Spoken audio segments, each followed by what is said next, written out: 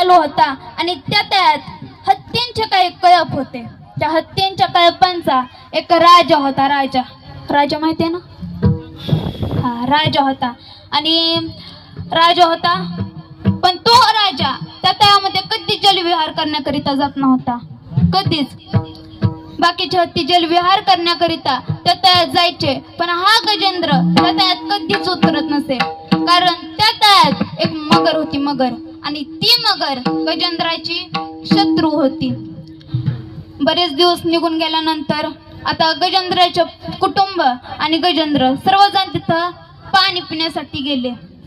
आता उन्हाळ्याचे दिवस असल्यामुळे पाणी पिऊन झाल्यावर सर्व कुटुंब त्यात उतरून एकमेकाच्या अंगावर सोंडेने पाणी उडवू लागलं.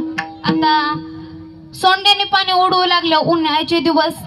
मग गजेंद्राला सुद्धा मोह आवरता आला नाही आणि तो सुद्धा त्या तळ्यात उतरून एकमेकाच्या अंगावर सोंडेने पाणी उडवू लागला.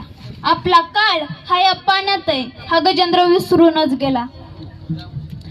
मग मगर आली आणि गजेंद्राचा पाय धरला. मग गजेंद्र मगरीला पाण्याबाहेर खिचू लागला आणि गजेंद्र मगरीला पाण्या आत खिचू लागली.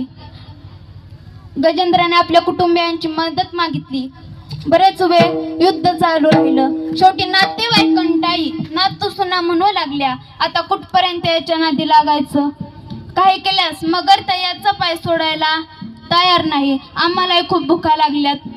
पिकलेलं पान कधी गळून पडेल सांगता येत, असं म्हणून ते तिथून निघून गेले. आता गजेंद्राजवळ राहिली त्याची पत्नी, भाऊ आणि बहीण. ते सुद्धा गजेंद्राला पाण्याबाहेर खेचून खेचून थकले आणि ते सुद्धा म्हणू लागले, आता एवढ्या एकट्या जीवासाठी एवढे जीव उपाशी मारणं बरं नाही. आणि ते सुद्धा तिथून निघून गेले. आता गजेंद्राचा अंत काळ जवळ आला होता आणि त्याच्या अंतकाळाच्या वेळेस आज त्याच्यासोबत कोणीच नव्हते. नाथ महाराज वर्णन करतात, नाही कुणाचे नाही रे